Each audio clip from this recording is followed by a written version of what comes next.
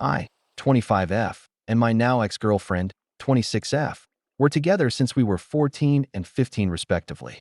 We were each other's first everything, and for most of our lives, our relationship felt like a near-perfect fairy tale. She was the perfect girlfriend I could have asked for, the kind of person who would always make me feel cherished, loved, and safe. Over the years, yes, there were a few arguments, minor disruptions to our otherwise flawless routine, but nothing out of the ordinary, nothing that a healthy couple couldn't face. They were infrequent, insignificant compared to the vast years of happiness and understanding we shared. Yet they were enough to remind us that no relationship is truly perfect. That To set the context. We had recently celebrated her business's previous quarter's financial results with a vacation in Mykonos. This was in early October, just over 2 months ago. Every detail of that trip was flawless: sunsets, dinners by the sea, laughter, and quiet moments together. Our relationship, at that point, felt like it was on cruise control, steady, reliable, and secure. Everything seemed solid, right up until the end of October. She used to surprise me with weekend getaways, small dates, and thoughtful gifts, not lavish, but carefully chosen enough to make my heart melt. Then, without warning, for over a month, there was nothing. Silence. No gestures, no touches, no intimacy. She had always been the one to initiate physical closeness more often than I did, her libido higher than mine. But now even that seemed to vanish. I had no reason to suspect anything and brushed it off, attributing her distance to work stress. After all, she had spent 6 relentless years building her business, and it had finally started paying off. Then came the first red flag, an incident earlier in November. She went out for a pub crawl with her girlfriends in Soho, a ritual they did regularly. She had invited me to join, as she often did, but I couldn't go that night because of a football match.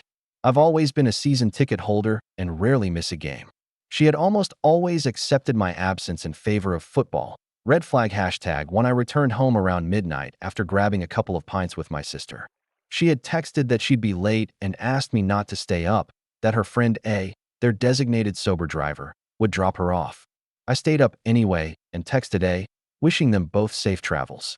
Imagine my surprise when A told me that my ex-girlfriend had left the crawl earlier, against her friend's protests, and had booked a cab to go home. Her cab arrived at our house around 2 a.m. I went in for a kiss, only for her to turn away and walk straight to our bed, passing out. She had never refused a kiss from me before. I brushed it off as drunken behavior, love blinding my judgment. The next morning, I asked about why she had taken a cab instead of riding with A. She claimed a terrible headache and the need to avoid forcing her friends to cut their night short. Given that it's only about an hour from Soho to our house in peak traffic, her timeline seemed suspicious, but I let it slide. Red flag hashtag 2-3 weeks later. I tried logging into her Instagram to delete a story she posted featuring me in an embarrassing pose. We had always shared passwords and trusted each other with our accounts. I couldn't log in.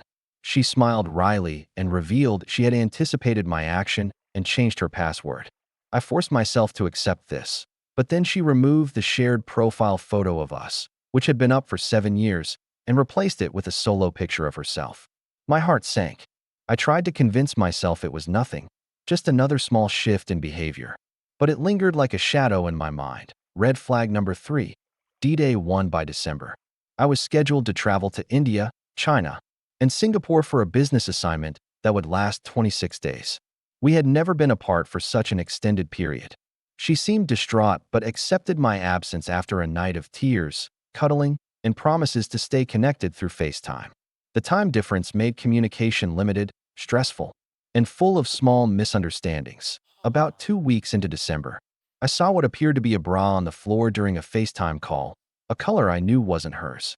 I questioned her, and she deliberately angled the camera so I couldn't see it, moving it out of view. My heart ached, trying to convince myself it was nothing, but the image burned into my mind. I couldn't sleep that night. Red flag number 4. D-Day 2. I had never gotten over seeing that bra on the floor. Doubt began to take hold. My project ended almost a week earlier than expected, and I decided to surprise her with an early return. The cab ride from the airport felt endless, every second filled with anticipation and a strange foreboding feeling.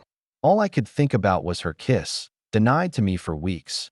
Yet in the back of my mind, I sensed impending doom that I arrived home with chocolates and wine, sneaking in quietly to surprise her. Everything seemed fine until I heard the shower running. I debated joining her, but instead stayed by the door, recording her reaction. Then the bedroom door opened. There she was, wrapped in a towel, about to shower. My mind couldn't understand why she had left the shower running before entering. But when she saw me, her face turned pale, terrified, as if she were looking at a ghost. "Hey," I called, rushing to kiss her. We kissed, but she didn't reciprocate. Shock and silence filled the room. Me. "Babe, are you okay? Why are you looking at me like that? Why's the shower running?" Her. "You were supposed to come back after Christmas." Words cannot describe the emptiness I felt hearing that. Just as I was about to explain that I had finished work early, I heard another female voice call her name from the shower. My legs shook uncontrollably. The love of my life, the girl I had envisioned growing old with, was about to step into the shower with another woman. We both began to cry. I slumped against the wall, overwhelmed. She quickly helped the other girl get dressed and escorted her out. She knelt beside me, crying, begging for forgiveness. I pushed her away, and she hit her head on the bedside table. It was the only time either of us had been violent. Despite this, she returned, trying to cling to me, apologizing endlessly. For hours, we were stuck in a loop of her remorse and my grief, me crying to the point of exhaustion, her attempting to explain her actions. She eventually made tea, trying to comfort me, while I retreated to the bed, engulfed in despair. Then came the final blow. While looking for our spare stash of marijuana to calm myself, I discovered a ring with our initials and a receipt for the down payment of our current rental. She had been planning to propose. So close. And yet, so far. The aftermath: she admitted to sleeping with the other girl from the pub crawl multiple times. She won't let me leave the house, choosing to move to the guest bedroom instead. I haven't let her touch me since that morning. She doesn't know that I know about her plan to propose.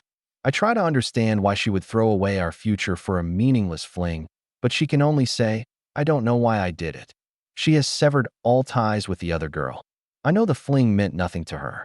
Yet, the betrayal is immense, and I'm unsure if I'll ever overcome it. What am I looking for here? I am almost certain I want to leave her. The only thing holding me back is the terrifying fact that I may never love anyone else as deeply as I loved her. Perhaps it could change, but I would not bet on it. There will always be that haunting, what if I had given her another chance? In the back of my mind, no matter who I end up with. She seems genuinely remorseful, had been a perfect girlfriend before this, arguably more than I ever was. I even wonder if I'm partly to blame. If I had gone with her to that pub crawl, would she have never met the other girl? Has anyone ever been betrayed by the one they thought was the love of their life, yet gone on to live happily ever after? Because as I write this, I am dead inside, devoid of tears, and asking myself if I was ever truly enough for her.